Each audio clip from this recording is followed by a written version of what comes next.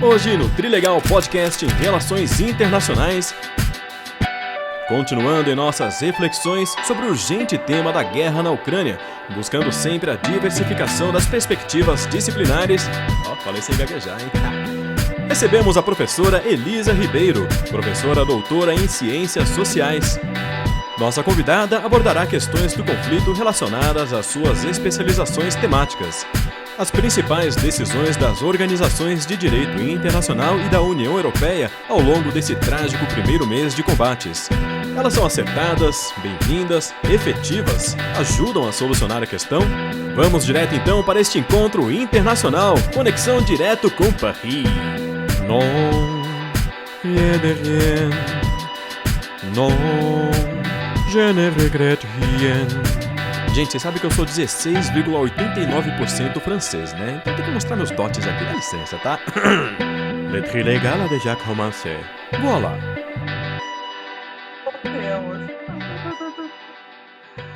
Olá a todos, como estão? Trilegal Podcast em Relações Internacionais, segunda temporada. Sou professora Aline Tomé, professora de Relações Internacionais. E a nossa proposta para essa segunda temporada é sempre receber nossos convidados especiais aqui, e eles são sempre especiais, vocês vão ver hoje como isso vai se manter, né? Então, estou aqui muito bem acompanhada, como sempre, do professor Fred Dias e da nossa convidada muito especial, professora Elisa de Souza. Muito relevante esse papo de hoje.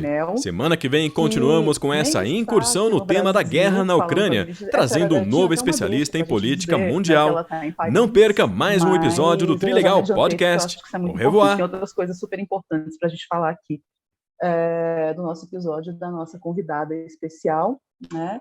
E, bom, deixa eu passar então primeiro para os meus acompanhantes aqui do dia de hoje, né, também darem um alô para vocês. Fred? Olá, gente, tudo bom?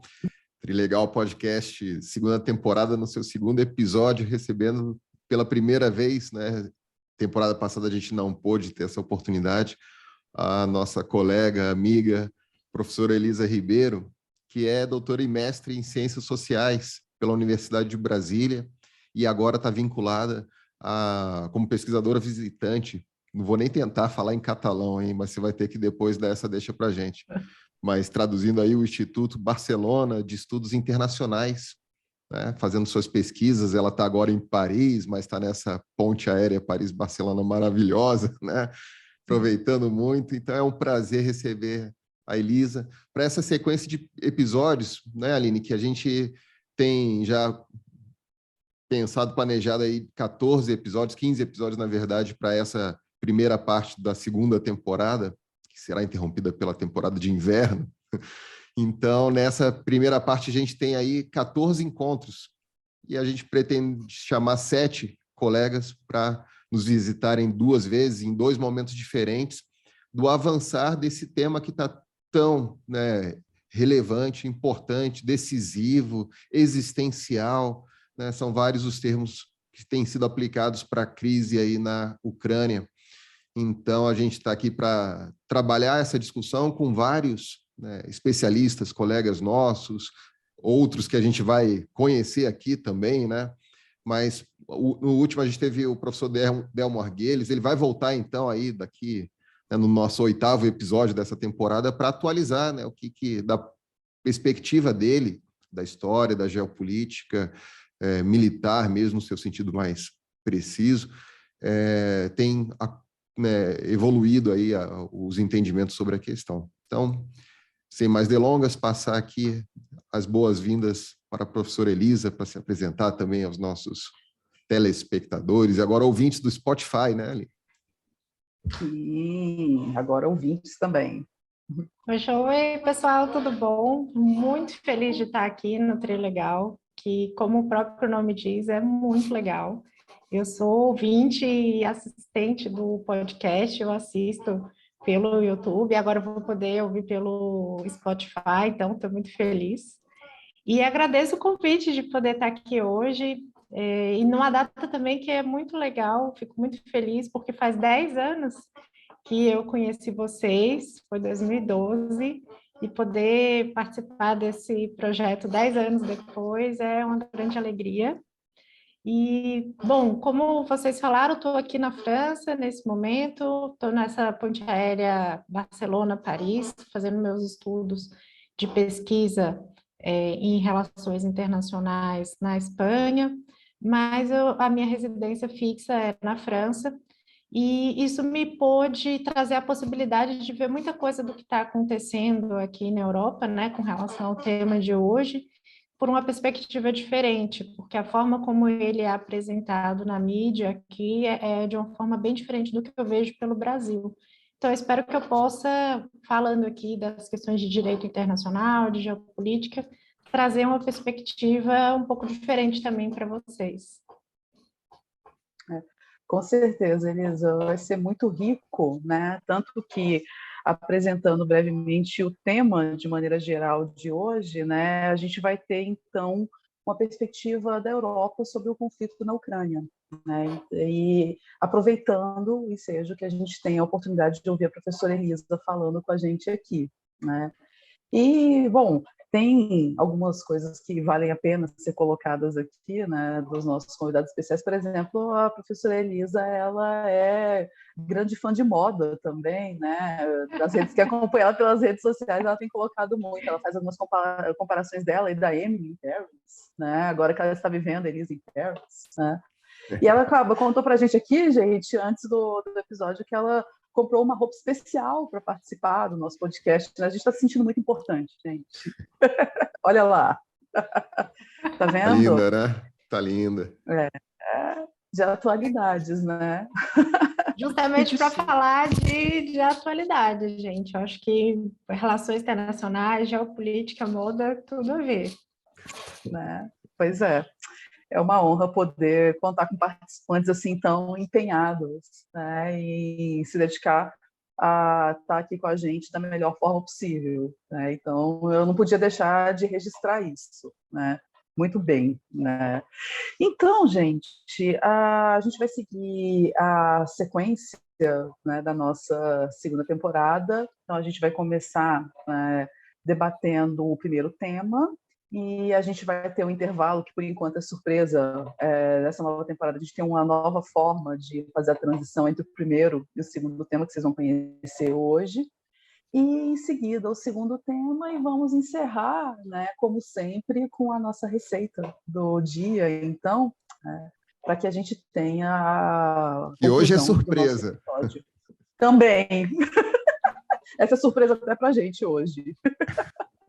Mas é o tipo da surpresa que com certeza vai ser boa, né?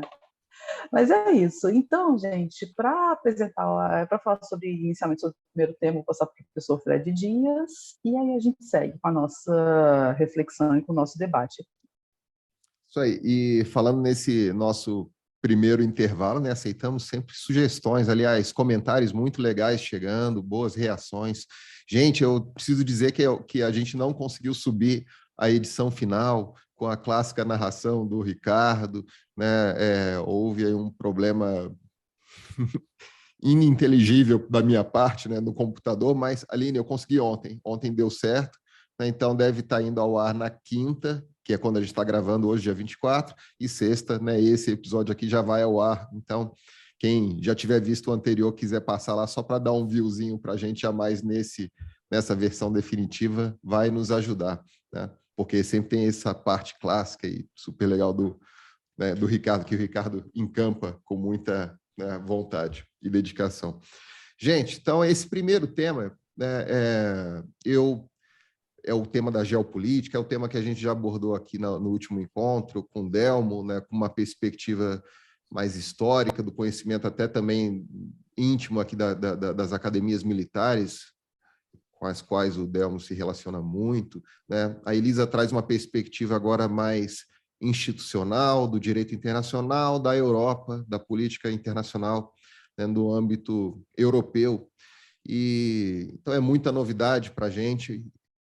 A Elisa já começou falando aí numa questão que para nós parece ser assim muito interessante e relevante, que é o fato de a gente está afogado, Elisa, assim, na questão da mídia, que é o que você está colocando. Eu descobri ontem, deixa eu colocar, Aline, isso para você. Ontem não, na verdade foi acho que na semana passada, mas ontem eu voltei a assistir, né? Que é um site chamado ODC, ODYSEE. Então parece que é Odisseia, mas com ver no final, né? odc.com, que é tipo um YouTube, mas totalmente precário, sem das várias possibilidades assim de ferramentas que eu acho que o YouTube tem, tipo, por exemplo, aquele passar 15 segundos para frente, esse não tem, né? Para você ter uma ideia. Então é muito rudimentar, Elisa, e obviamente burla todas as grandes políticas que estão nesse momento acontecendo. É de fato uma guerra, a gente tem que olhar para isso, não com outro termo, é uma guerra, e especular sobre crimes de guerra, né, nesse sentido, e cortes internacionais julgando, né, eventuais crimes humanitários sendo cometidos, né, mas é uma guerra no seu melhor sentido ou pior, né, mas mais preciso sentido, porque realmente a sociedade se engaja. Então, a mídia nos Estados Unidos é impressionante, Elisa, eu acompanho assim, né, há muitos anos, né, nos meus estudos já, tenho como hábito mesmo, como assistir um jornal brasileiro, tipo, sei lá, Bom Dia Brasil, para ter essas informações, e não só informações, mas perspectiva, né? Então, assisto lá nos Estados Unidos também com esse hábito, só que agora parei de assistir, como numa época eu tinha parado de assistir o Bom Dia Brasil, acho que parei de vez também, né? Mas parei de assistir porque eu comecei a ficar afogado.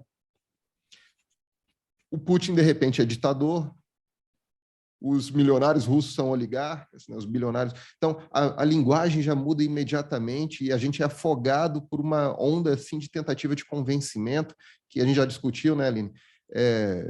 A mídia brasileira, não sei se você vê com esses olhos também que você está acompanhando, né, parece que está bebendo assim, da mesma fonte. Então, falar da Europa, especialmente quando a gente pensa realmente em geopolítica, ou seja, política no espaço do planeta Terra.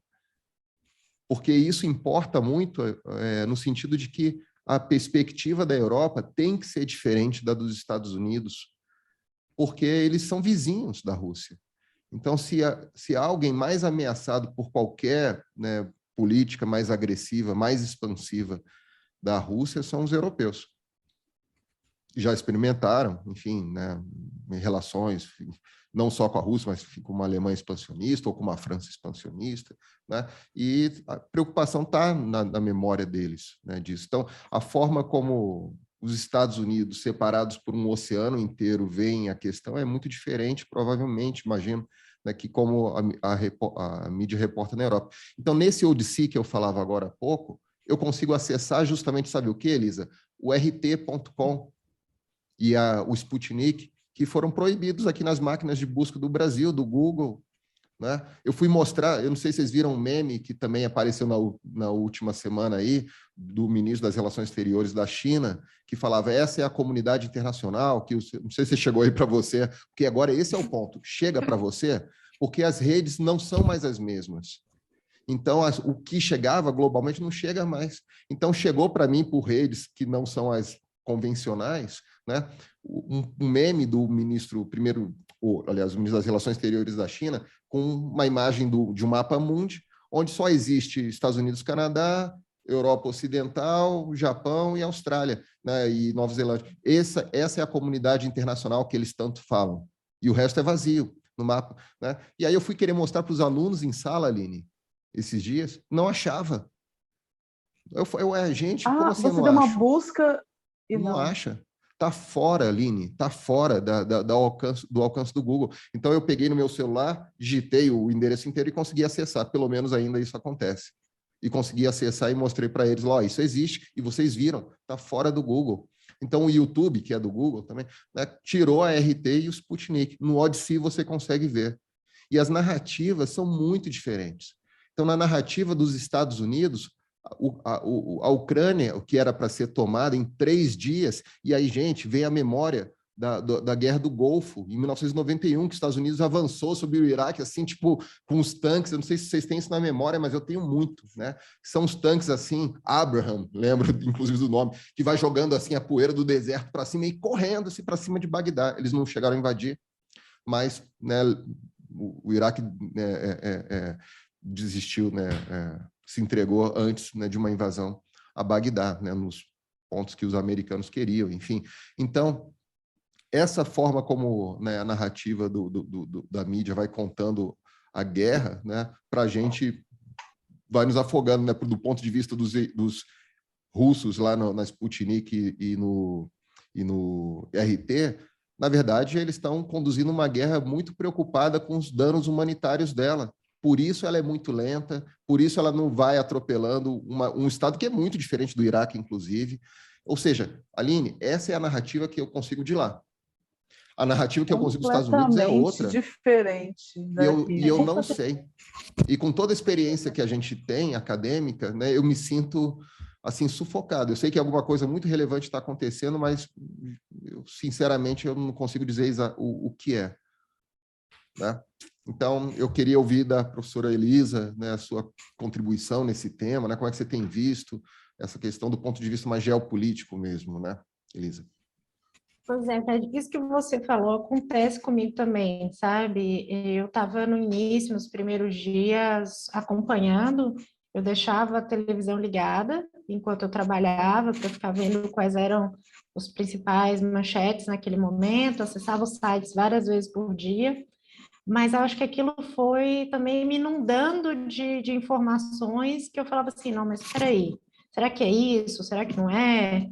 Aqui na França, eu costumo assistir a CNews e a BFM TV, principalmente, são duas que têm uma linha editorial bem oposta. A CNews seria como se fosse a Record, Jovem Pan, SBT do Brasil, e o BFM TV seria uma Rede Globo, uma Globo News, mas também depende muito, porque, na verdade, uma está mais para o governo atual, mas mais à esquerda, só que o governo já disse que agora é de direita, né? E o que acaba trazendo uma perspectiva um pouco assim diferente do que seria o canal.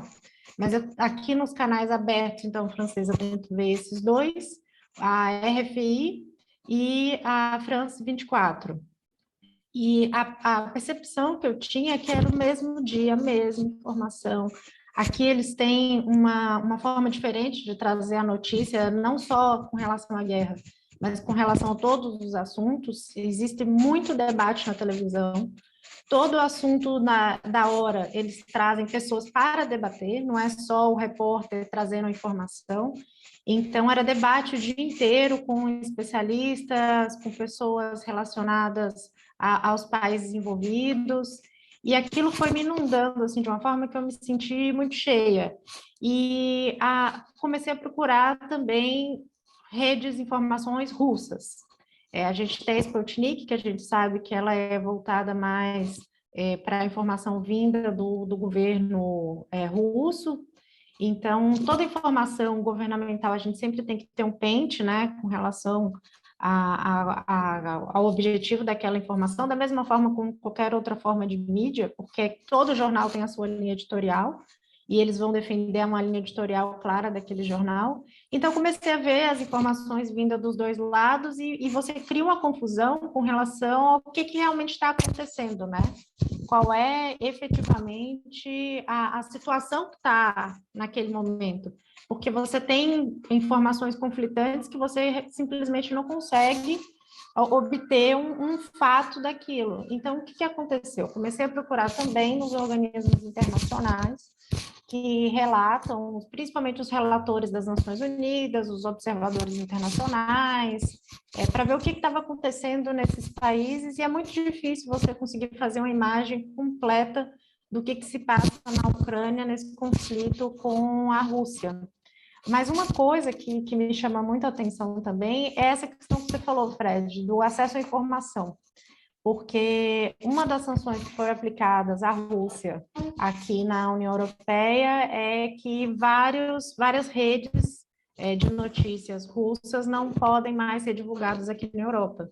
Então, não há acesso, por exemplo, às que você citou. Então, você restringe o acesso à informação. A justificativa europeia para realizar essa iniciativa, essa sanção, esse embargo, foi que seriam informações falsas e para que não divulgar fake news, para não trazer para a população essas informações que não seriam reais, eles fizeram esse corte. Mas do ponto de vista pessoal, eu acho que de uma professora que trabalha com direitos humanos, trabalha com direito internacional, eu acho que o acesso à informação ele é primordial. Você tem fake news em vários tipos de mídia, você tem fake news em mídias governamentais, em mídias não governamentais, mas você precisa ter a liberdade de expressão e acesso à informação para você formar a sua própria convicção sobre o que está acontecendo. E a alteridade de informações, eu acho que ela é importante. Então, a sensação que eu tenho aqui é que é muito difícil você conseguir entender perfeitamente o que está acontecendo, um pouco fora daquilo que a televisão e os jornais estão colocando. A gente tem o Figaro e o Le Monde, que para mim, de mídias digitais impressas, são as minhas principais fontes de informação, né? Mas, mesmo assim, eu ainda sinto que há uma falta. Então, o que eu faço? Eu geralmente acesso o site das embaixadas, então a embaixada da Rússia em tal país, embaixada do Brasil na Rússia, embaixada do Brasil na Ucrânia, e as mídias desses organismos para poder também ver o que eles estão narrando naquele momento que está acontecendo. E os sites dos Ministérios de Relações Exteriores para poder conseguir tirar alguma informação a mais, porque eu acho que só com o que a gente tem nos jornais e na televisão, eu acho muito difícil formar uma imagem do que está acontecendo. Perfeito. E é uma coisa que eu também estou tendo esse sentimento, não só de estar inundada, mas aqui pela mídia brasileira, pelo menos, a gente claramente não pode ser isso que está acontecendo, a forma como está sendo narrado. Porque a gente até conversou muito sobre isso no último episódio, recebi mensagens do nosso público comentando isso, que sentem muito essa questão mesmo de...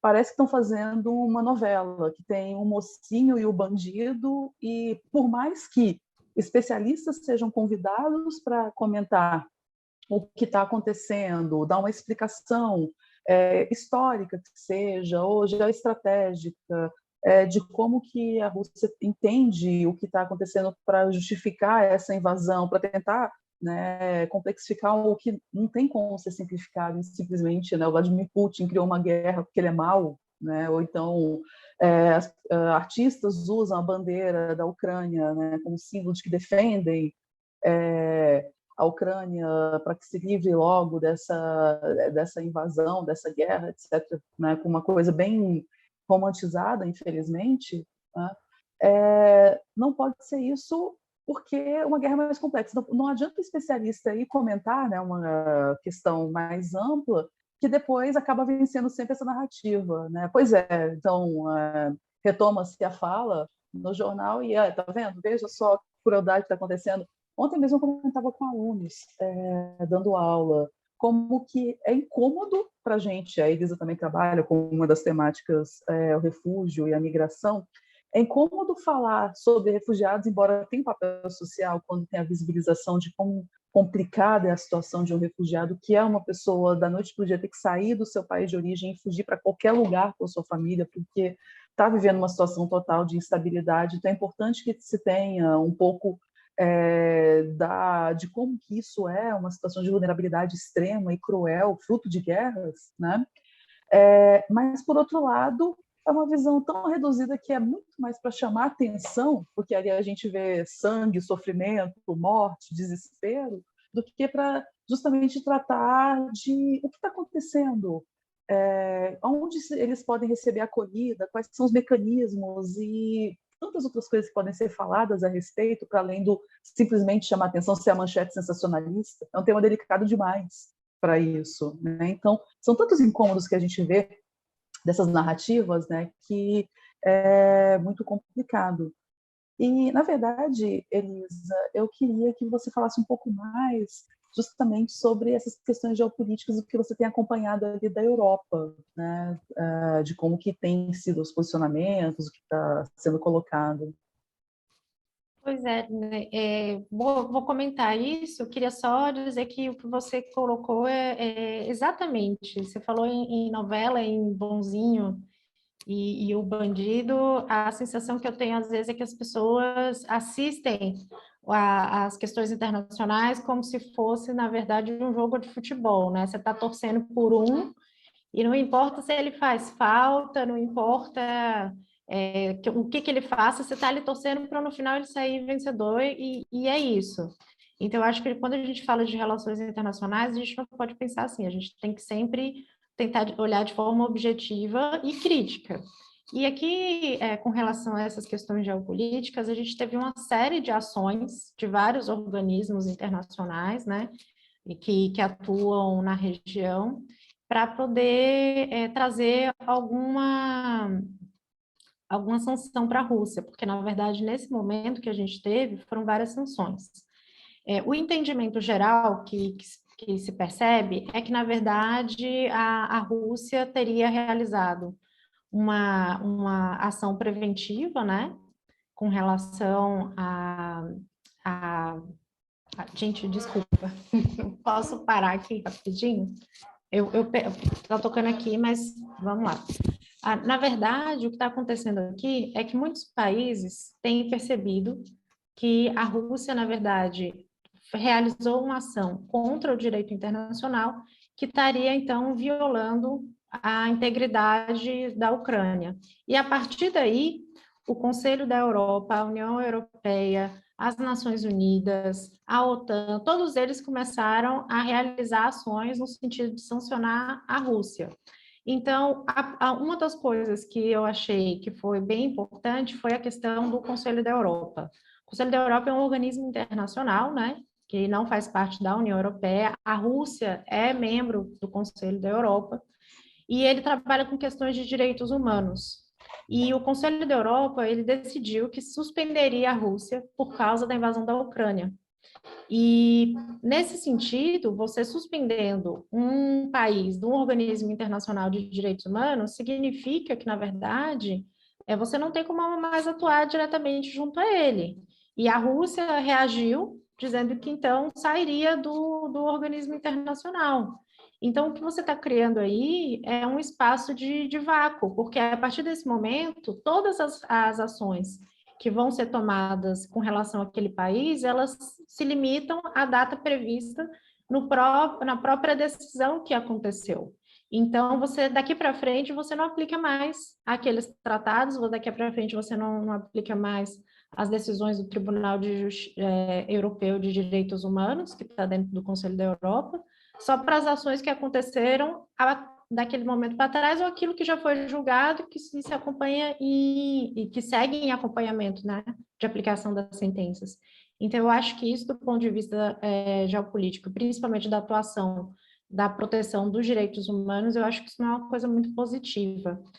Além disso, a gente tem, no âmbito do Tribunal Penal Internacional, que foi instaurado agora recentemente esse mês, uma investigação para entender o que está acontecendo na Rússia, o que eu acho que é uma coisa interessante, porque é uma atuação completamente diferente, você não está excluindo um país de um organismo internacional ou de uma atuação, na verdade você está tentando buscar os fatos, o que está acontecendo. O Tribunal Penal Internacional já recebeu informações de 41 países com relação ao que está se passando na Ucrânia e na Rússia em relação a esse conflito, então eles estão agora no momento da fase de investigação para verificar se vão ou não apresentar, então, a denúncia ao TPI, o procurador está fazendo esse processo nesse momento, e você tem também a Corte Internacional de Justiça, que a Ucrânia apresentou um pedido junto à Corte Internacional de Justiça e que a CIG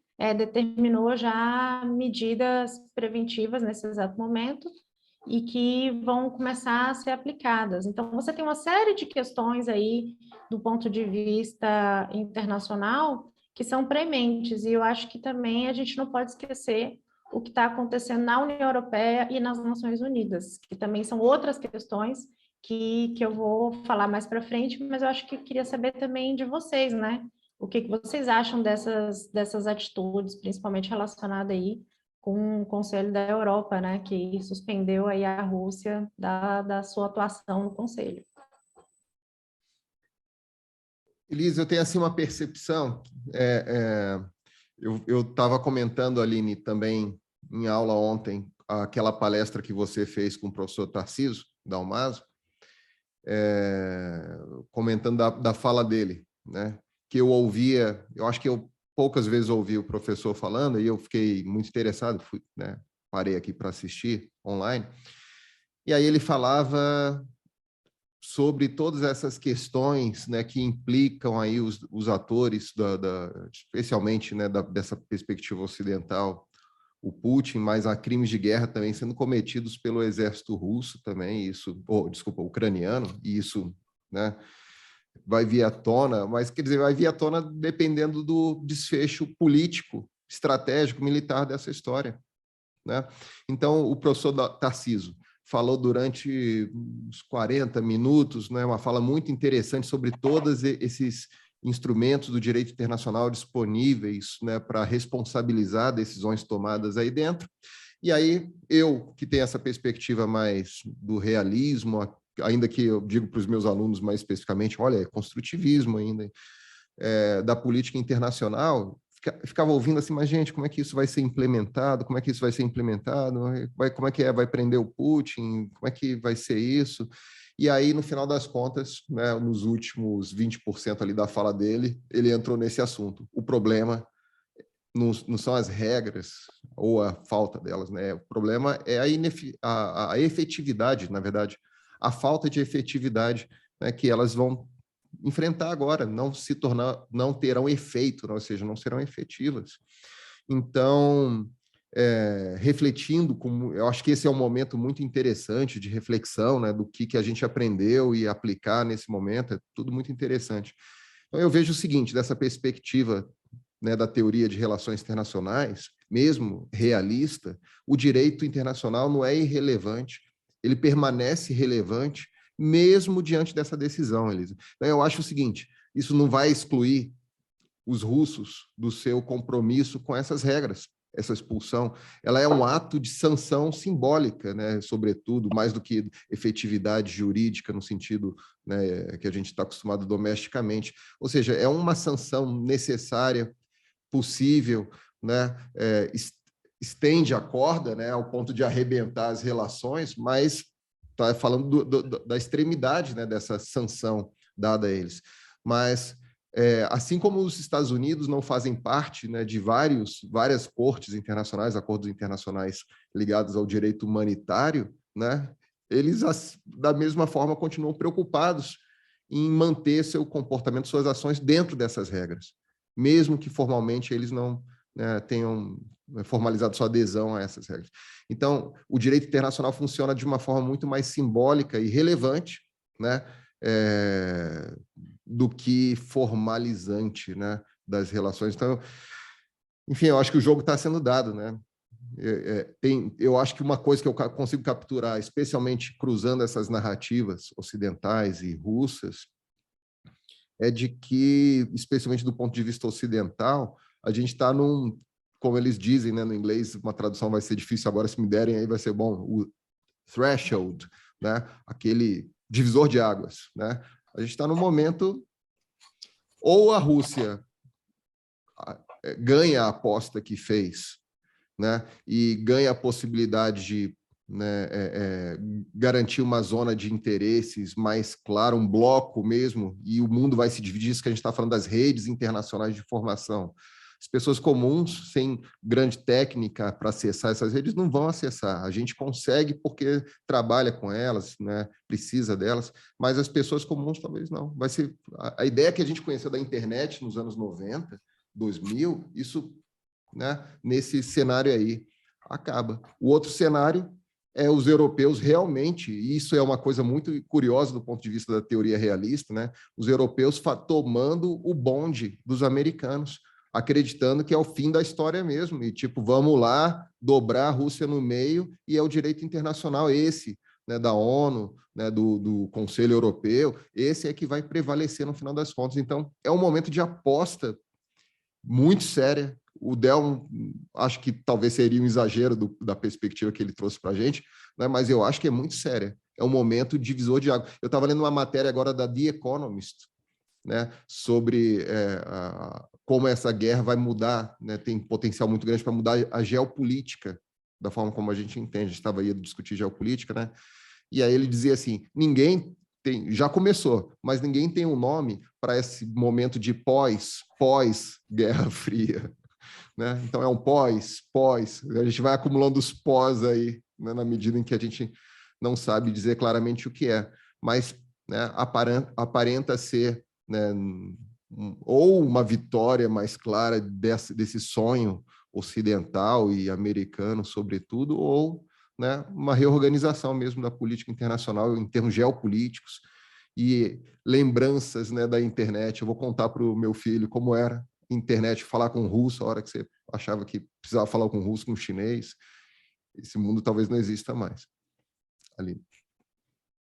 Pois é, né? Eu acho que o que chama muito a minha atenção sobre esses posicionamentos na Europa, né, seja do bloco europeu, das lideranças europeias, né, os primeiros ministros, presidentes muito envolvidos, é justamente essa questão das narrativas, né?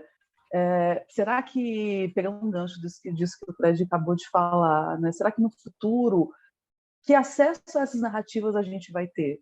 E aí, né, acho que da fala que a Elisa trouxe, né, me chamou muita atenção as sanções sobre o acesso a notícias russas na Europa, né? Olha como as narrativas Aqui são também, importantes, porque, né? né, exatamente aqui, porque acabou entrando naquele pacote, né, vamos boicotar a Rússia, então não lê mais o Dostoiévski, né, não lê mais notícia russa, e na verdade é muito mais sério do que isso, né? Não é a mesma coisa de se fazer chacotas do Strogonoff, do Dostoiévski, alguma coisa assim, que eu espero que as pessoas elas estejam fazendo chacota, né? Elas não podem estar falando sério, que isso é um boicote à Rússia, eu espero, tá, gente? Mas quando você restringe os canais de comunicação, quando o Fred comenta que ele precisa acessar um canal de vídeos muito mais tosco do que o YouTube, que é da Google, que é o de grande projeção, para conseguir ler notícias minimamente como...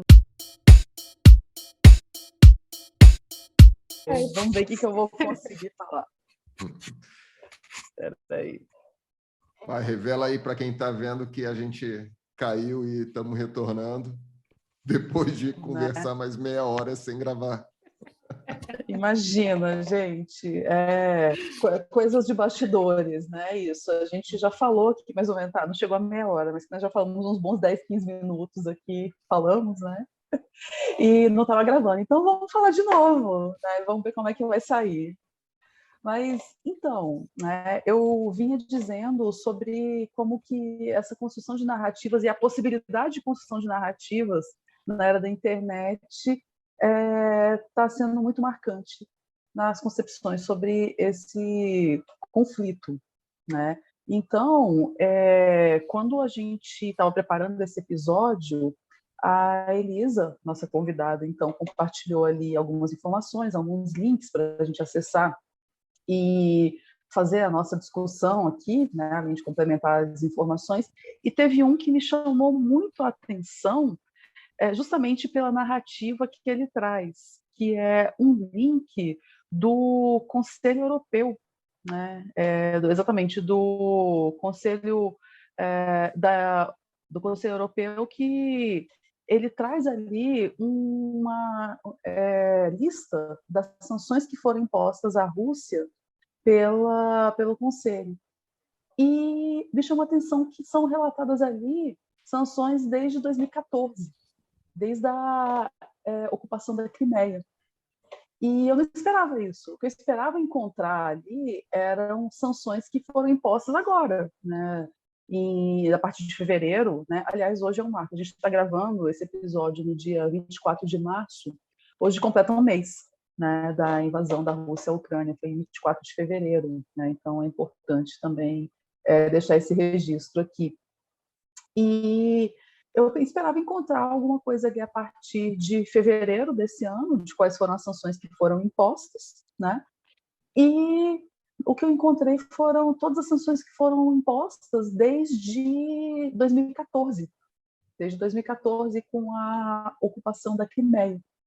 Então, aparentemente, o posicionamento que está sendo tomado ali pelo Conselho é justamente a de mostrar que, desde 2014, a oposição ao posicionamento que a Rússia está tomando, né?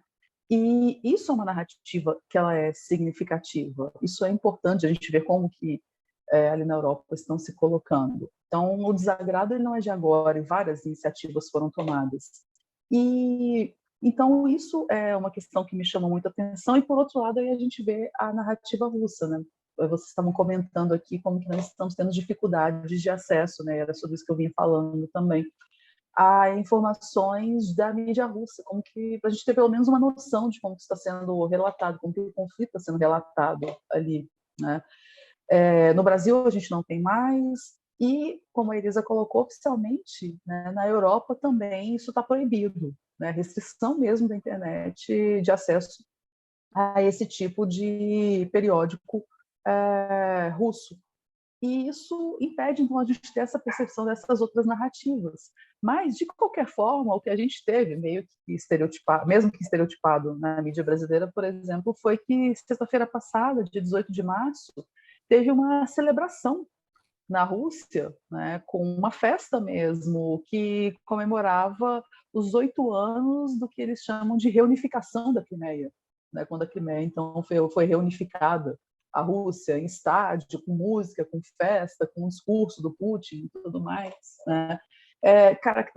Foi uma caricatura, né, que a gente viu aqui no Brasil, porque era tentando demonstrar como eles são ruins, estarem fazendo festa num momento tão cruel como esse, com tanta gente sofrendo, com invasões, com refugiados e escolas e maternidades sendo bombardeadas ali na Ucrânia, mas isso mostra como são concepções realmente diferentes, né? Como que isso é relevante para esse momento. Então, isso foi uma das questões que mais me chamou a atenção mesmo, quando a gente fala tanto do posicionamento da Europa, que são vizinhos, né? Como o Fred colocou mais antes aqui, né?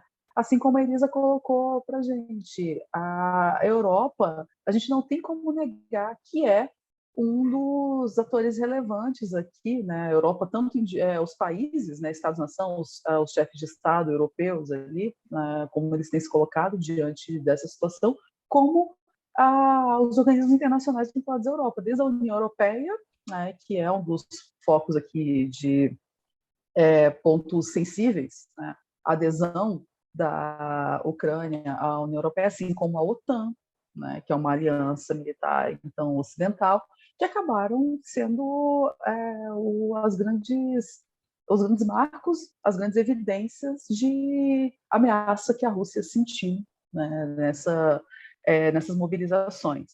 Mas, enfim, acho que foi isso que mais me chamou a atenção nessa situação. Aline, e uma coisa que você falou que eu achei bastante interessante é essa questão da narrativa e como que isso também reflete na opinião pública, né?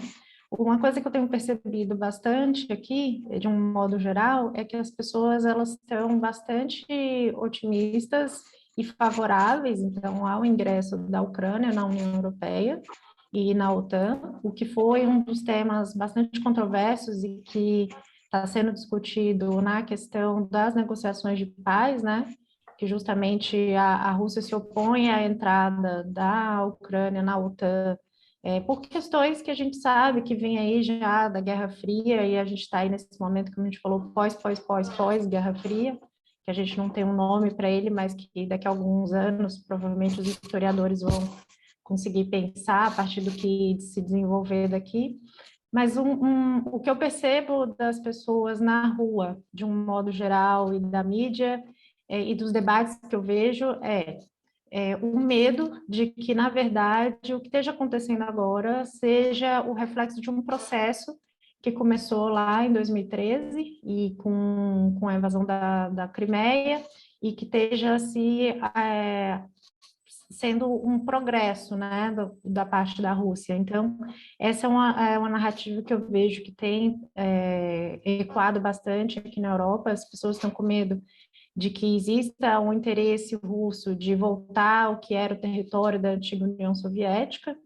Então, as pessoas têm essa visão de conter um avanço russo, né? A gente sabe que o que aconteceu na Primeira Guerra Mundial, então é um medo de que se repita uma conquista de territórios, né? Que a gente sabe que não é permitida pelo direito internacional.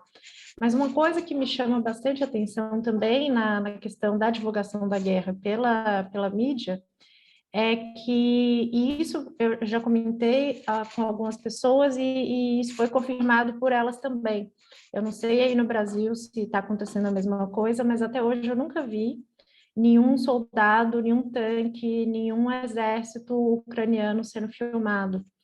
O que a gente vê geralmente na televisão ou é o exército russo, ou então a gente vê a população civis, ou então os voluntários ou os mercenários que estão na Ucrânia, protegendo o território ucraniano. Você vê pessoas treinando sobre como usar armas, como fazer um coquetel Molotov, mas você não vê o exército ucraniano atuando, né? Isso eu achei uma coisa também bastante interessante, da forma como essa guerra está sendo retratada nas mídias. E só para retomar um ponto, e eu devolvo para você, Fred, é a questão realmente das sanções e da suspensão, né? Eu acho que sim, é importante você realizar sanções para evitar um conflito. Eu acho que isso é uma fase que pode evitar uma guerra, e ela é uma fase também que, ao mesmo tempo, ela é prévia, né? Dependendo de como as coisas se desenvolvam. Mas eu acho que algumas sanções, elas, na verdade, não são tão benéficas, e esse é o caso que eu vejo no Conselho da Europa. Por mais que o direito aos países, como é o caso dos Estados Unidos, que não faz parte de uma série de tratados internacionais de direitos humanos, como, por exemplo, convenções relacionadas a questões de direitos da mulher, e entre outros assuntos, que cumprem com esses tratados internacionais, é claro, a gente sabe que muitas dessas regras, elas são costume internacional, elas também são jus cogens, mas para que a gente possa, no momento prévio, ou no momento atual e também no momento posterior, levar esses estados a se responsabilizarem para o caso de uma violação de qualquer uma dessas regras, é muito mais fácil se você faz parte do sistema, né? A partir do momento em que você é excluído de um determinado sistema, é muito mais difícil. E aí o que vai sobrar, na verdade, são outros sistemas, como é o caso do TPI ou o caso da CIG, não mais o Conselho da Europa, né, que é justamente aquele dentro do qual a Rússia ajudou a construir e fez parte. Então, isso eu acho que não é uma coisa também muito positiva. Né, o meu ponto, acho que é de que não vai acontecer essa punição de qualquer forma. Né? Então, não sabendo que não vai haver essa punição de qualquer forma, inclusive eu acho que isso é saudável do ponto de vista da instituição do Conselho Europeu. Vamos expulsar porque a gente não tem mais a responsabilidade, né? A ideia do fracasso sai da nossa responsabilidade, né? Porque eles não estão mais dentro, né? Então, tem um jogo muito simbólico mesmo, né, acontecendo. Não vai ser punido. A não ser, assim, a única chance que eu vejo de uma punição, por exemplo, aqui, vamos falar especificamente, né?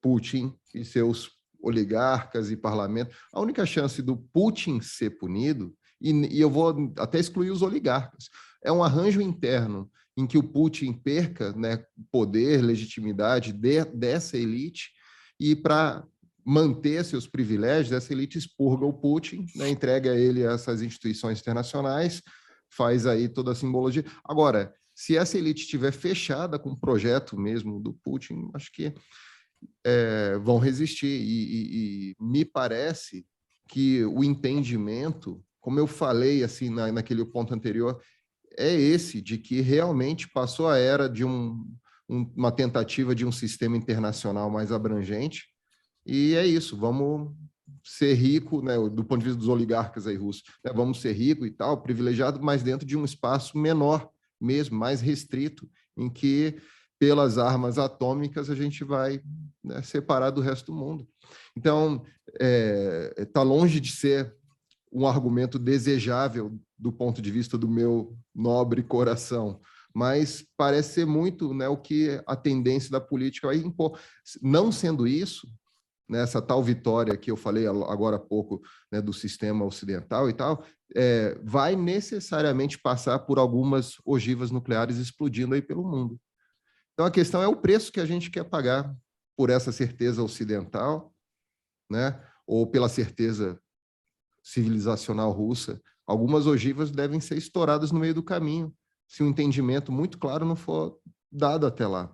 Então, eu vejo muita gente colocar a ideia de que o acordo, necessariamente, ao longo da história, o acordo para esses conflitos, é um de que as partes nunca sairão satisfeitas completamente. Eu não sei se já chegaram a ouvir, inclusive, um autor que fala sobre teoria da negociação, Getting to Yes, né, chegando ao sim. É uma literatura que ficou muito famosa aí durante um tempo, mas a ideia é essa, né, é que nenhuma parte sai satisfeita completamente do acordo. Então, isso significa alguma coisa como, né, uma neutralidade, né? Não deixar a Ucrânia ser parte de uma zona de influência russa, como na antiga União Soviética ou Império Russo, ao mesmo tempo que a Ucrânia vai se comprometer a não ter parte nessas instituições ocidentais, especialmente OTAN e União Europeia, nessa ordem, inclusive, de preferência, né? Não ser parte da OTAN e talvez não ser parte da União Europeia.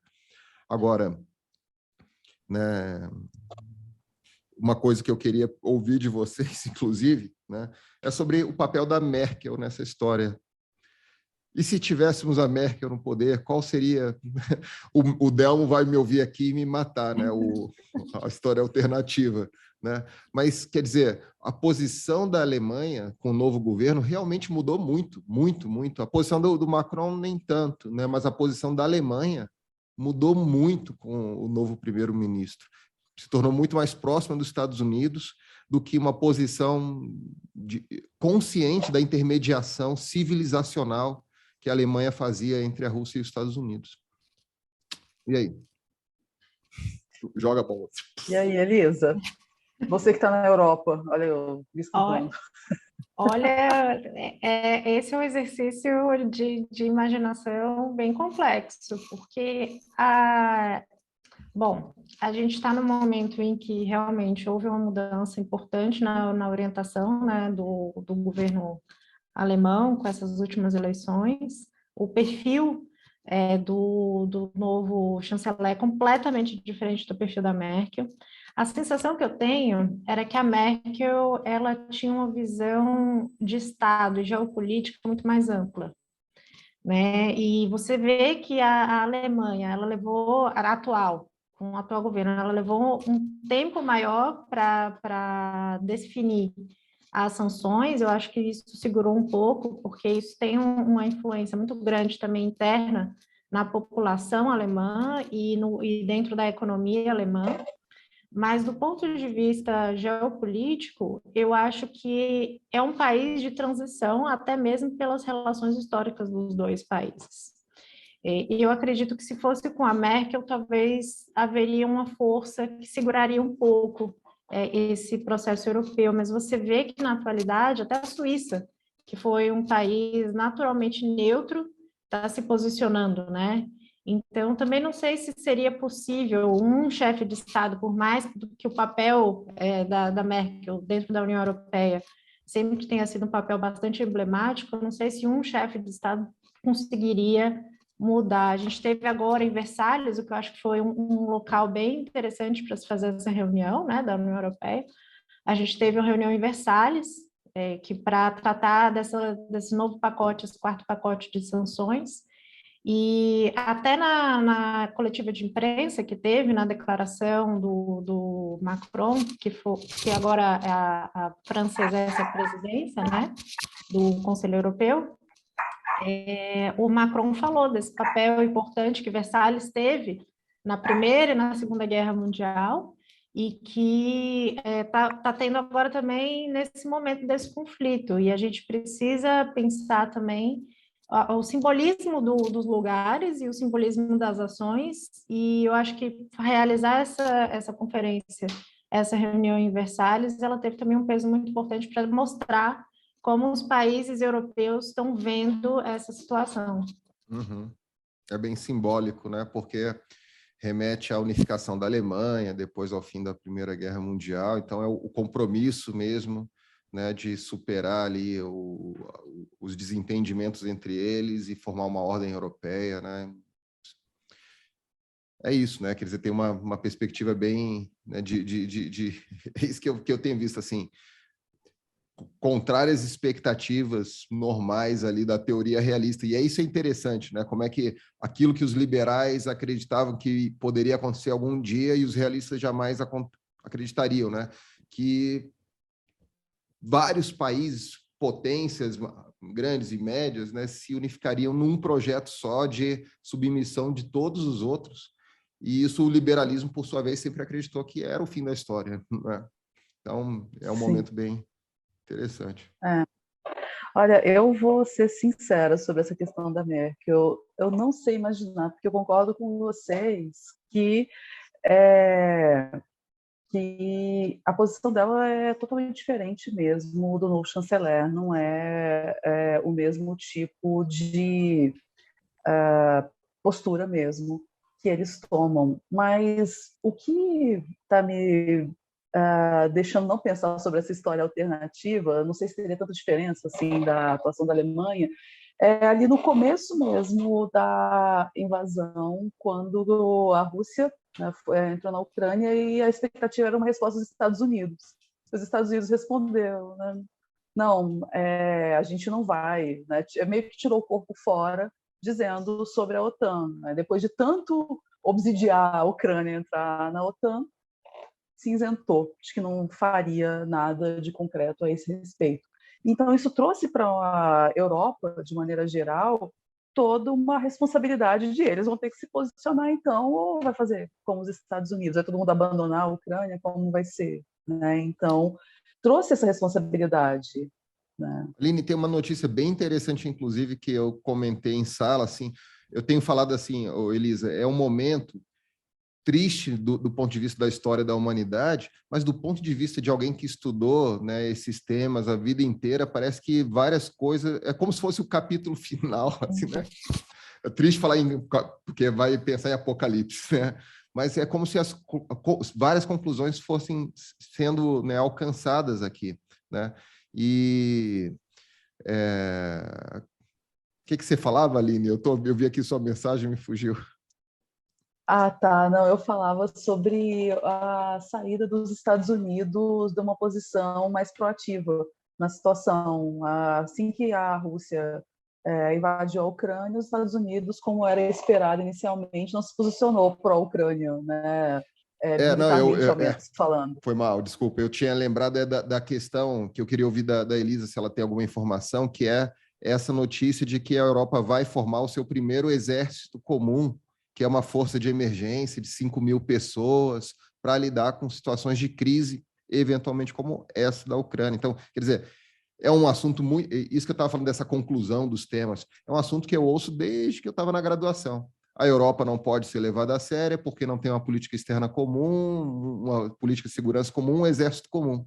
Então, uma força dessa seria realmente um primeiro passo muito inédito e numa direção muito interessante para essas confirmações, né, essas especulações teóricas que a gente tinha. Ou seja, a gente está vendo essa mudança mesmo, né, acontecer na Europa, é um momento decisivo nesse sentido também institucional? Pois é, eu não tenho informações específicas sobre isso, mas nessa conferência de Versalhes, os principais pontos do resultado final da declaração são investimento em defesa dos países, e isso é um investimento europeu, o que eu achei que foi uma coisa bastante interessante, se falar nesse investimento nos países europeus em termos de defesa, já que todos os países fazem parte da OTAN e têm já forças bem estabelecidas individualmente. A questão também da emancipação com relação à Rússia, porque eu acho que a dependência do gás, do petróleo, das energias são coisas importantes, mas eu acho que a questão da defesa foi um ponto importante que saiu dessa questão de Versalhes. Não sei se eles formariam uma própria defesa europeia, aí eu realmente teria que procurar a documentação, mas Parece se que é uma força realmente de se emergência. mas se isso acontecer, vai ser uma coisa sem precedentes. Ainda mais levando em consideração que a União Europeia ela foi criada com o objetivo de promover a paz, né? Se você for pensar naquele momento, do ponto de vista dos tratados internacionais, se você pensar que naquele momento o objetivo era esse, você formar para a OTAN, do Conselho de Segurança das Nações Unidas, já aí você ter mais isso é uma coisa bem interessante, né? E realmente, eu acho que para quem estuda relações internacionais, para quem estuda história, para quem estuda direito internacional, apesar de ser um momento bastante trágico, muito difícil, eu acredito que é um momento muito rico e que a gente tem uma multiplicidade de análises de diferentes especialistas, que eu acho que também assim, é uma coisa importantíssima para quem está acompanhando, né? Você tem posições em vários sentidos, você tem conjecturações bastante interessantes que são muito válidas, porque nesse momento a gente realmente não sabe qual vai ser o ponto de mudança, qual vai ser o próximo passo, se a gente vai conseguir nessas conferências chegar efetivamente à solução ou se isso vai se estender por mais tempo. Mas eu acredito que, seja o que for que sair daí, vai ter uma mudança grande na ordem internacional, porque os países perceberam que existe a necessidade de um rearranjo e que a balança de poder ela tem mudado. A gente consegue ver, foi o que vocês falaram, os Estados Unidos falaram que não vão atuar, desde o início já deixaram claro que não vão mandar exército, e essa informação foi dita desde o início, né? Então, assim, você precisa pensar, e aí, como que vai ser agora esse pós, que a gente não sabe o que se chama nesse momento, né? Mas com certeza isso vai ser um momento de mudança.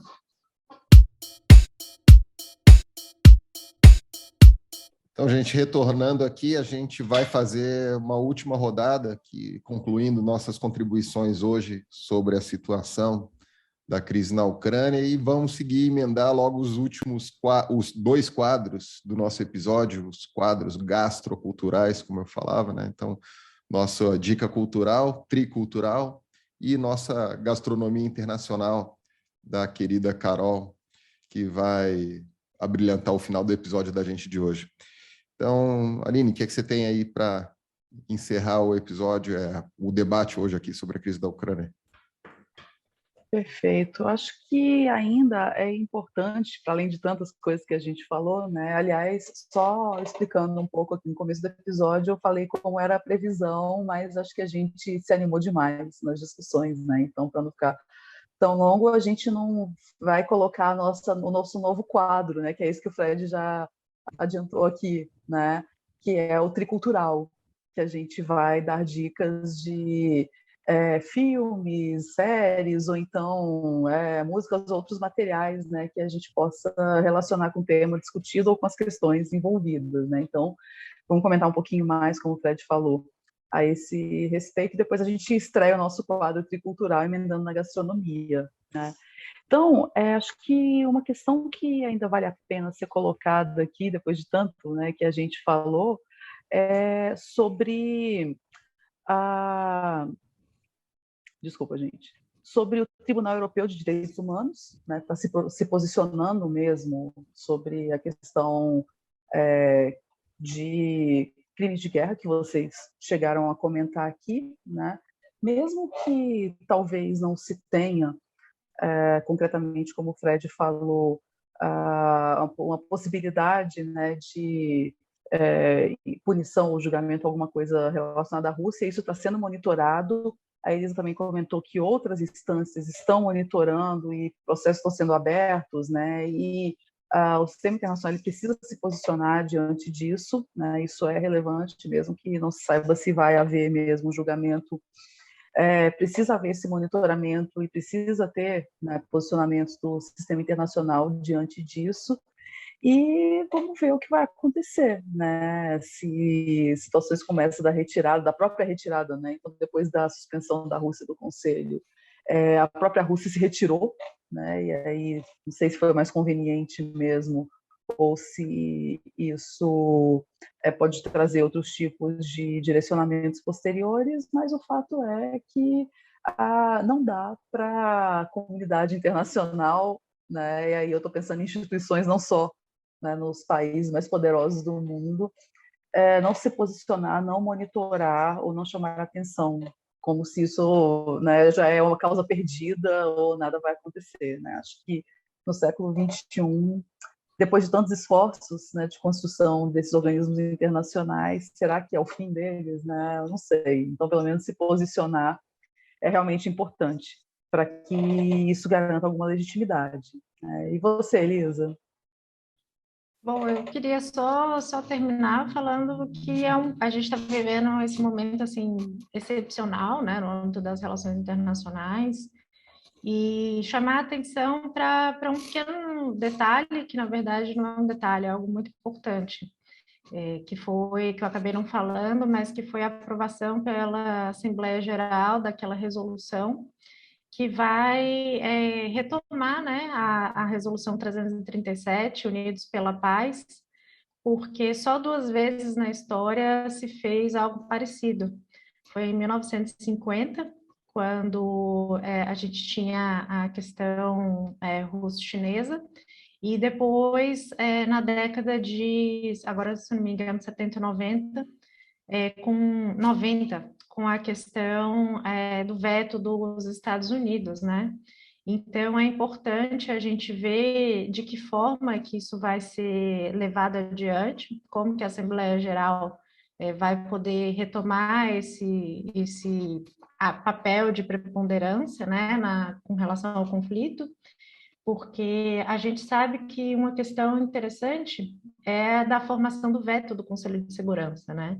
E você tem aí os principais atores envolvidos na guerra, no conflito, dentro do Conselho de Segurança. Então, você adotar qualquer resolução ali vai ser muito difícil. Então, você ter uma decisão, uma resolução da Assembleia Geral nesse sentido, vai ter um peso muito grande, mas eu acho que traz também uma democracia maior para as decisões das Nações Unidas, né? Não vai estar tão restrito àqueles membros com poder de veto. Então, eu acho que isso é um momento importante e é um momento também de se pensar em revisar esse sistema, porque a gente está aí falando de uma proposta da década de 40, já tem 80 anos, né, que a gente está vivendo esse sistema adotado pela Carta das Nações Unidas para a solução de conflitos internacionais. Então, vamos pensar agora, aproveitar e repensar em como que a gente pode ver essa reforma do sistema Nações Unidas para evitar que isso se repita no momento e democratizar também as questões relacionadas à defesa internacional. Bom, então, eu acho que eu vou ficar com o trágico papel de terminar o episódio com uma visão mais pessimista, né? Gente, eu ouço, por exemplo, Aline, o seu último comentário e logo penso lá no meme do ministro chinês. A comunidade internacional que tem que se posicionar é uma comunidade internacional que fez parte dos grandes impérios do mundo moderno, que subjugou uma outra parte do mundo, sua cultura, seus interesses, seu estilo de vida, a seu modo particular, né, de sociedade. E talvez a gente esteja entrando num momento muito decisivo nesse sentido agora. A Índia se absteve, né, da condenação, por exemplo, da Rússia. Então, enquanto essa tal comunidade internacional, que tem 80 anos, enfim, entender que o tipo de benefício que ela gera se restringe a uma parte do mundo, esse projeto está fadado ao fracasso. Os grandes especialistas, né, de política internacional dos Estados Unidos, inclusive liberais, têm dito isso.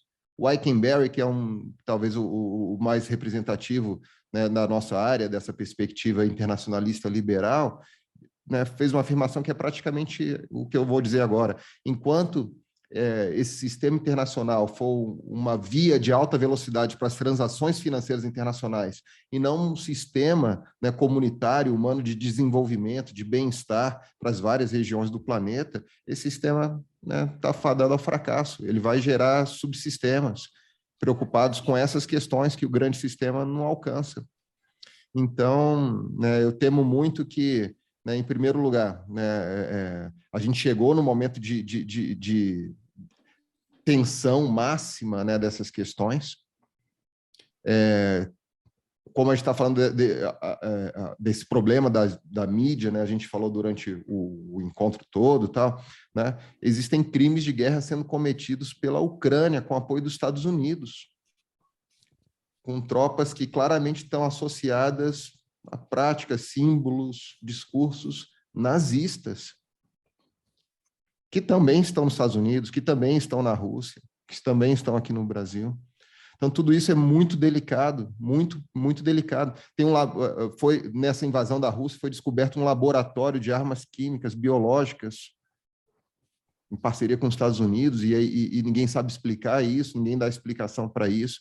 É crime de guerra sendo cometido também. Então, a gente não pode esquecer que os tais crimes de guerra, crimes humanitários que aparecerem no final das contas, que estão sendo monitorados, dependerão muito do encaminhamento, né, estratégico, militar dessa história. Quem vencer vai fazer com que crimes apareçam, quem for derrotado vai ter que pagar por esses crimes.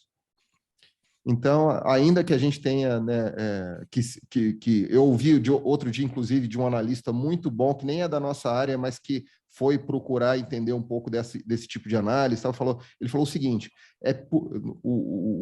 pelo realismo, é por esse entendimento realista da política internacional que a gente realiza o nosso humanismo, ao contrário da caricatura que eu sempre falo. A caricatura é de que o realismo é o belicismo, estimular o belicismo. Não. O realismo nos faz realizar o humanismo. O que esse sistema internacional, né, pretendeu e com, né, grandes resultados, né, pode não estar alcançando, né, os seus próprios ideais humanistas, sufocando esses outros modos de vida, falando em nome dessa comunidade internacional. Então, é muito preocupante, gente. É muito preocupante. A gente está fazendo, talvez, análises que têm a ver com um modo de vida ocidental. Que eu faço parte também. Não, sim, isso certamente. Isso, né? Que eu faço parte também. É um limite que a gente tem mesmo. Né? É um limite que a gente tem enquanto esse diálogo ou, né, essa conversa ela não for realmente mais aberta. Isso, sem dúvida. Né? E, Aline, assim, e não se trata de desmerecer o nosso modo de vida. Eu acho como ocidental, né, óbvio, eu sou latino-americano, mas ocidental no sentido mais dessas instituições, né? Eu acho que é um modo superior, né? Democracia, um mercado com iniciativa, né, individual, tal, com, né, um Estado que corrija as distorções. Eu acho que esse é o modo de vida, né, que eu quero ter para mim também. Mas eu não posso ter ele como uma certeza absoluta civilizacional e apostar, né, na imprudência do uso da força para levar os outros. Então, esse tipo de visão, né, mais chamando a prudência, eu não sei se vocês estão acompanhando, mas o Mersheimer está sofrendo um abaixo-assinado na Universidade de Chicago, sendo denunciado por propagar ideologia putinista. Então, do ponto de vista de quem entende aqui o assunto, é a coisa mais entortar de cabeça para baixo, né? O que é justamente essa perspectiva não ideológica que o realismo tenta para gerar prudência na política. Então, enfim, muito preocupante. Acho que é o momento da gente ter menos certezas mesmo, por tudo isso que a gente falou hoje, né? As informações que chegam com muita dificuldade, né? Muita distorção, enfim. É isso, vamos, Aline, chama, eu estou muito triste já, chama o episódio, a parte da cultura, porque senão... Pelo menos amenizar, até porque eu acho que a gente pode ter longas conversas ainda sobre esse modelo, essa questão que Eu vou Você terminar comentou o das nosso prioridades, podcast. né?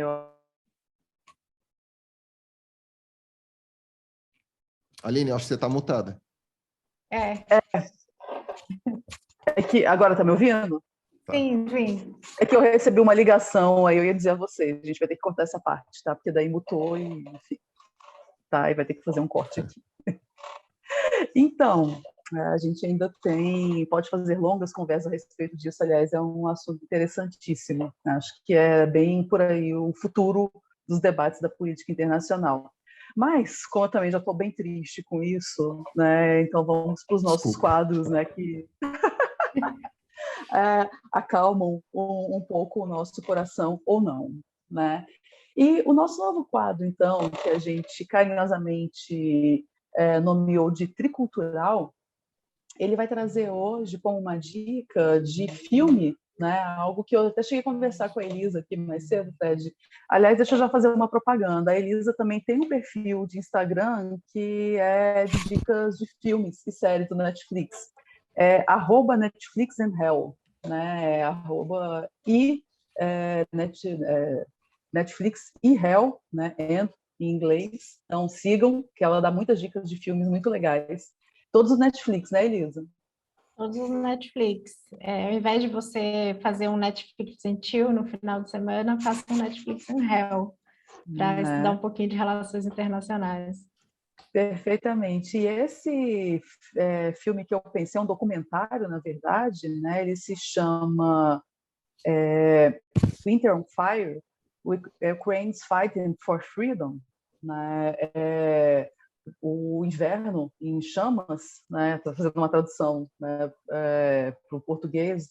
A luta da Ucrânia pela liberdade é um documentário de 2015, tá? Ele é de produção e está disponibilizado no Netflix. A Elisa já tinha indicado, né, no perfil dela, então acabou que ela me trouxe, a gente conversando a respeito, ela me trouxe, eu acho que devia ser esse, é esse mesmo que eu tinha pensado, então acho que é uma referência que pode ser bem interessante, que é um documentário que ele chegou a concorrer ao Oscar, na verdade, né, ali em 2016, na categoria de melhor documentário.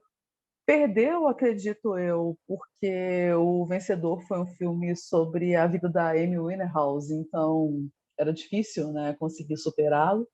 Mas ele vai justamente mostrar os protestos que aconteceram ali entre 2013 e 2014 na Ucrânia, que é um divisor de águas, na verdade, das manifestações públicas da população ucraniana. Porque, e aí, gente, não façam a interpretação errada, tá? Assistam o documentário, porque ele é muitíssimo interessante para a gente ver um pouco dessas visões ali da Ucrânia, dos posicionamentos políticos, né? Mas não façam aquela interpretação de, tá vendo, né, como eles são os mocinhos da história, né, e a Rússia é bandida, nada disso, mas para entender um marco divisor de a população civil se posicionar contra alianças com a Rússia, que não são, na verdade, uma novidade na história da política externa ucraniana. A Rússia e a Ucrânia, elas são aliadas antiquíssimas. Você pega qualquer estudo sério de história das relações internacionais que foca na Rússia e na Ucrânia, e, por muito mais tempo eles foram aliados, inclusive a Ucrânia aliada da Rússia, do que quebraram esses pactos, né? Isso, no momento, é algo muito recente. Então, mostra o que eu chamaria até de um divisor de águas, né, que é mais recente. Começou ali, né, em 2004, quando pela primeira vez deixa eu pegar o nome dele aqui, né, o Yanukovych foi eleito, mas as eleições foram forjadas, e aí, né, ele não conseguiu assumir o cargo, e depois, novamente, ele conseguiu ser eleito ali em 2013, quando então surgiram esses protestos que são relatados no documentário, porque ele é um político pró-Rússia, e a população civil foi às ruas, né? Começou com jovens, com manifestação pacífica, e acabou que eles conseguiram, então, mudar o rumo da história, então, e chamar atenção para a necessidade de um governo que não fosse mais pró-Rússia, que não era mais da vontade da população. Então, acho que explica um pouco de parte dessa história do que está acontecendo agora na Ucrânia, não relata de maneira tão completa, né? Algo que o Fred também comentou mais cedo aqui, de como que a Ucrânia está passando por esses processos ultranacionalistas também. Então, não é só a Rússia que tem esses extremismos, ou outros países do mundo, a Ucrânia também está tendo isso. Então, o que o Putin chamou de nazificação da Ucrânia não é tão infundado assim quanto pode parecer, né? Tem grupos nazistas que têm ganhado força ali, ultranacionalistas, assim como em várias partes do mundo. Isso é um fenômeno que está presente em 2022, então eu acho que traz uma versão bem interessante de algo a ser assistido, né, Elisa? Você indicou isso ali, né? O que você pensou vendo esse documentário? Quando assisti, uma coisa que me chamou muito a atenção nesse documentário, não só foi a forma como eles retratam, né? Se vocês forem prestar bastante atenção, o retrato que eles passam sobre essa luta pela liberdade que eles colocam, né? Principalmente de um jovem, um adolescente, que ele, para mim, é o centro desse documentário, não é nem o principal líder do movimento, é um adolescente que participa de tudo isso. E aí você vê como que ele vai criando uma consciência individual sobre aquilo que está acontecendo naquele momento. Eu acho que o documentário ele é bem interessante, ele fala de violência do Estado, e isso para mim também foi um ponto que chamou bastante atenção, mas para mim o que mais me atenta foi a como você vê aquele menino narrando a situação que está acontecendo e e como que ele compreende aquilo e como que ele lida com aquilo, porque aí você consegue entender também muito do que várias pessoas que não estão envolvidas na política, mas que veem aquela situação, passam a compreender a partir daquele momento. A Netflix tem vários outros coisas relacionadas com Ucrânia e Rússia, mas eu acho que para falar do assunto, eu acho que esse é o principal, porque alguns dos outros documentários e temas são um pouco enviesados, mas se você for olhar do ponto de vista histórico, tem uns bem interessantes também relacionados à história passada da Rússia, da época do czarismo. Então, esses eu recomendo, da época dos czares. Eu acho que vale muito a pena para quem quer falar um pouco de história bem mais antiga, não tão atual, porque chega aquele momento, né, Fred, principalmente agora que a gente está terminando o podcast, que a gente só quer ficar em posição fetal depois de falar sobre tudo isso. Mas assistam, eu acho que é excelente essa recomendação da Aline e principalmente essa sobre a questão do czarismo. Ó, eu não assisti, eu vou adotar a recomendação de vocês, e na verdade é uma segunda vez que eu ouço essa recomendação, porque a primeira foi desse tal analista que eu falava agora, da realização do humanismo, né, pelo realismo, né? O realismo é que nos ajuda a realizar, de fato, o humanismo. E aí ele coloca que justamente para poder ter essa perspectiva, né, ele foi atrás das fontes que ele podia se alimentar e ele justamente citou esse filme e citou uma contraposição. Porque eu acho, né, que, na verdade, Elisa, voltamos de novo, não há não viés ou pouco viés agora. Agora é o momento dos vieses, é a guerra. Então, não tem jeito. Uma alternativa, então, a esse filme, que ele cita, eu acho que, então, é importante, né, assistir, porque vai ver realmente dois vieses diferentes, né? É o do Oliver Stone, que se chama Ucrânia sob fogo, né? Ucrânia em fogo, né? E o documentário dele é a perspectiva justamente da nazificação da Ucrânia. Então, a gente conversava outro dia, né, Aline, com a professora Renata, e eu acho que ela falou uma coisa que me marcou tanto numa conversa ali de WhatsApp no grupo da gente, né, que ela falou assim, eu duvido muito que justamente aquilo que eu falava do Eikenberry, né, essa ideia do sistema internacional como uma alta via dos negócios financeiros, é para isso que serve. Duvido muito que um sistema desse possa ser implementado de uma outra forma que não por um fascismo. Você lembra que a Renata falou isso? Sim, sim. E Então, ela assim, tem... me amedronta muito, por tudo que eu falei Sim. aqui, né, que eu quero viver numa sociedade democrática, né, liberal e tal, me amedronta muito justamente, ou seja, é pelo realismo que eu posso realizar meu humanismo, meu liberalismo, minha democracia. A gente está cedendo muito da forma de vida da gente a um tipo de negócios, de interesses, né, e sufocando justamente as vias políticas por um tipo de sistema que é necessário para fazer essas reformas passarem e tal, sem grandes diálogos na sociedade, sem grandes... Né? Me amedronta. E ela não está falando da cabeça dela, não, só para fazer um registro, tá? Ela faz parte de alguns grupos de pesquisa que estão investigando justamente nesse sentido, o papel que tem essas ascensões dos autoritarismos no desenvolver do sistema capitalista mesmo. Então, como se fossem duas coisas que convergem. É assustador. Você falou, agora eu até pensei, né, a Rosana Pinheiro Machado também, né, que você me indicou, está pesquisando isso, né, com muita... Né, eu Tem acho que a muitas gente tem que dicas ter boas, muita preocupação, né? Assim, é muita preocupação.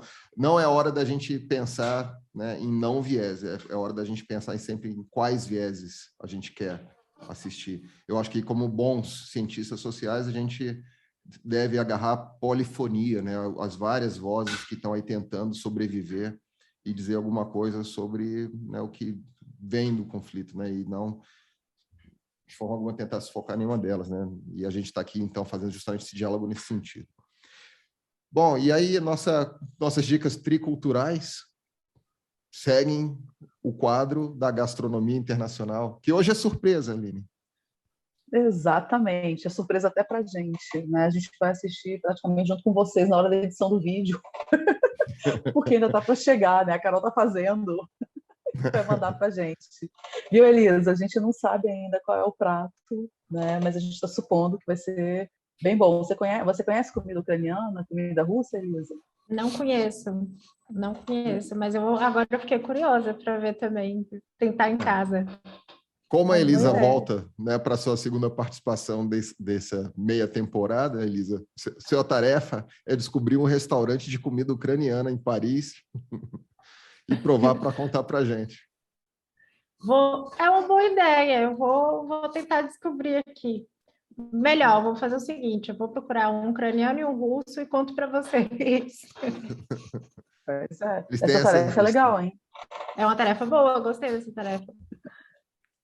Deve ter aquelas clássicas disputas de pratos, né? De onde veio, sei lá, o estrogonofe, se foi da Ucrânia, se foi da Rússia. Ué, você não lembra, Fred, no nosso episódio ali de novembro, quando a gente colocou que a Rússia e a Ucrânia estavam numa situação bem próxima de uma possibilidade de confronto, e o prato, Elisa, foi uma sopa de beterraba, que acho que era eu que era responsável, conversando com a Carol, eu falei, olha, faz um prato X para trazer. Aí ela me falou, Aline, eu acho que esse prato aqui, que a gente queria um prato que acho que era ucraniano, né? É russo? Aí ela falou, esse prato eu acho que é ucraniano, não é bom a gente colocar nesse contexto aqui do que vocês estão falando, não. E era então justamente era isso, Fred, que você está dizendo. Então era essa a minha memória. Saber qual que é a origem, se é russa ou se é ucraniana.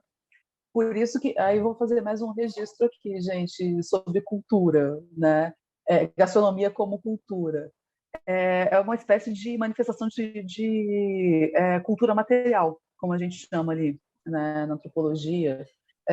Cultura é muito mais do que se materializa, mas cultura também se materializa de alguma forma. E uma evidência de que as relações russas e ucranianas elas são muito imbricadas historicamente, né, é essa dificuldade que se tem de definir qual é a origem de alguns pratos, por exemplo. Né? Uns reivindicam para si, o outro para... Né? Então, isso é uma questão importante. Né? Tipo, chilenos e peruanos têm disputas de fronteiras e do pisco, né? Quem é que é o verdadeiro inventor do pisco? Né? Essas coisas. Sim. Então, vamos lá para a receitinha? Vamos lá. Cortou? Voltou? Que gostoso! Muito bom! Olha, a explicação do porquê nós somos professores e não atores, né? A gente, para interpretar aqui que nós vimos, não sei se ficou muito bom, não. Vai que é uma história meio triste, né? Então a gente não sabe o que a gente está reagindo aqui. Gente, cuidado aí com a nossa reação. Mais tristeza, tomara que não. Tomara que não realmente é surpresa para a gente. Então é isso, vamos nos despedir da Elisa, que veio abrilhantar nosso episódio de hoje. Elisa, foi tão legal, foi muito bom. A gente até perdeu o ritmo aqui de colocar nosso quadro no intervalo, mas foi muito legal. Obrigadão. Eu que agradeço, foi ótimo, muito feliz de estar aqui com vocês. Sou fã do podcast Trilegal, eu acho que esse nome Trilegal é perfeito. A gente fala de teoria das relações internacionais, são 3 pessoas e ele é muito legal. Então, assim, não podia ter um nome melhor. Obrigada pelo convite.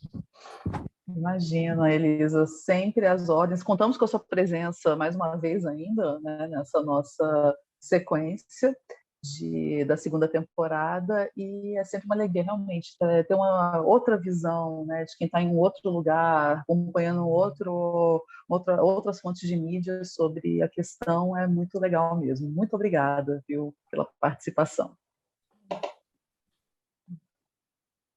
Então, Aline, faça o protocolo de despedida, né?